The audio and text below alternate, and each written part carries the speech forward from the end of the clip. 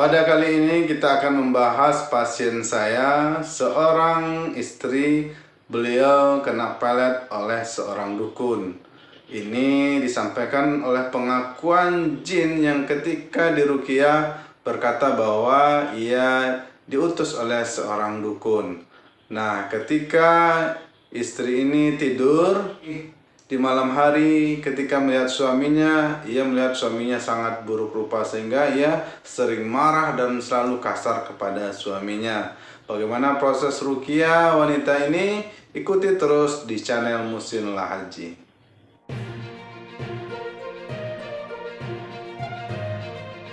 Assalamualaikum warahmatullahi wabarakatuh. Terima kasih sahabat semua yang terus mendukung channel Muhsin Lahaji sehingga mendapatkan informasi-informasi positif di channel ini.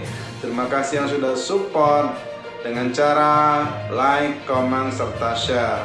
Bapak Ibu sahabat semua, jangan ragu mensupport channel ini, jangan ragu mensupport dakwah di Ruang Sehat Masjid Taqwa Negari Talawi.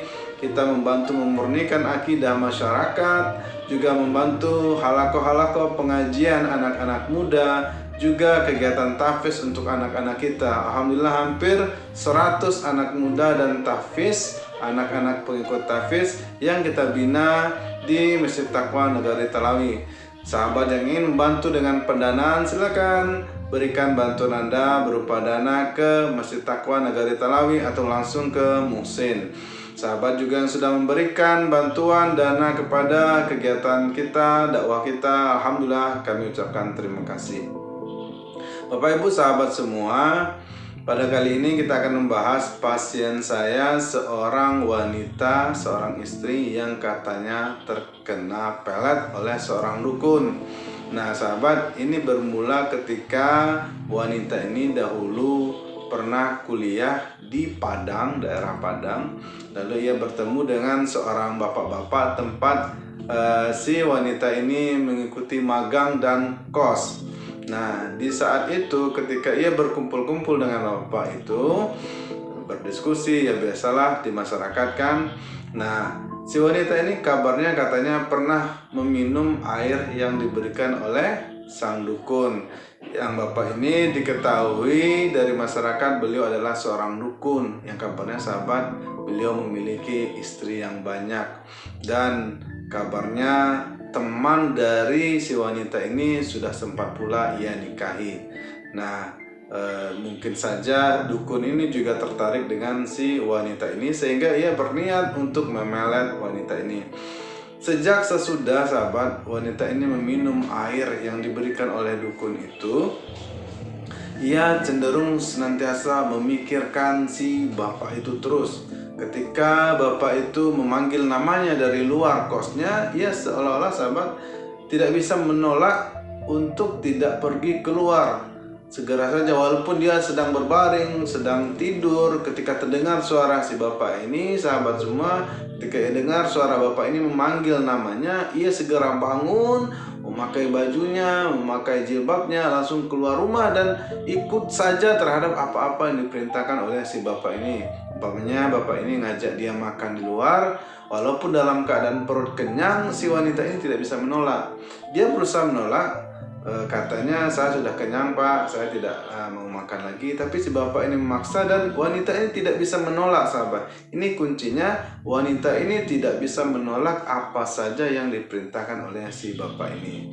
Nah perjalanan waktu akhirnya si bapak ini semakin dekat dengan wanita ini, dan ia selalu kepikiran dengan bapak ini siang dan malam. Qadarullah, takdir mengisahkan hal lain. Akhirnya sahabat semua si bapak ini meninggal. Dan tapi walaupun begitu sahabat, walaupun si bapak ini sudah meninggal, walaupun dukun ini sudah meninggal, tetapi ia terus kepikiran dengan si bapak ini, dan akhirnya sampai wanita ini menikah. Nah di saat menikah, ketika beliau dan suaminya datang ke Ruang Sehat Masjid Taqwa Negari Talawi, itu sudah hampir setahun pernikahan mereka. Tetapi ada kendala-kendala yang sering dirasakan oleh pasangan suami istri ini ketika mereka berumah tangga. Kata pengakuan suaminya yang datang ke Ruang Sehat Masjid Taqwa, beliau menyampaikan bahwa istrinya ini senantiasa bersikap kasar kepada dirinya. Ia sering marah kepada dirinya. Dan ketika didiskusikan dengan istrinya kenapa ia seperti itu kepada suaminya, si wanita ini berkata bahwa sepertinya ia bertindak seperti itu tanpa kesadaran dirinya. Ia hanya seolah-olah seperti ada dorongan yang membisiki dirinya atau menggerakkan dirinya, sehingga ia ketika ada kesal terhadap suaminya, ia luapkan begitu saja kemarahannya tanpa bisa meredamnya. Dan ketika tidur di malam hari, sahabat semua, si wanita ini seringkali melihat wajah suaminya seperti melihat wajah hantu, wajah genderuwo katanya, atau tiba-tiba wajah suaminya ini wajah hitam dan menakutkan. Nah, seringkali si wanita ini ketakutan ketika melihat suaminya di malam hari. Nah, oleh karena itulah sahabat, akhirnya mereka menghubungi saya, datang ke Ruang Sehat Masjid Taqwa Negeri Talawi untuk mengadakan konsultasi. Nah sahabat, pelet itu adalah hal nyata yang terjadi di sekitar kita. Percaya tidak percaya bahwa ilmu pelet ini benar-benar ada, sahabat semua. Bahwa pelet sesuai fakta yang disampaikan oleh jin yang masuk ke dalam tubuh si wanita ini, akhirnya kan wanita ini kami rukyahkan, dan ketika dirukyahkan tiba-tiba wanita ini seperti kesurupan dan berbicaralah makhluk gaib yang ada di dalam tubuh wanita ini yang mengaku adalah jin utusan dari si dukun yang pernah berhubungan dengan wanita ini. Dia menyebutkan nama dukunnya, ia menyebutkan akhirnya nama dukunnya itu yang sudah meninggal dinisbahkan untuk nama jinnya, sehingga nama jinnya adalah nama si dukun yang mengirimkan jin ini kepada wanita ini. Nah sahabat, apa-apa saja yang menyebabkan seseorang terkena gangguan pelet seperti ini?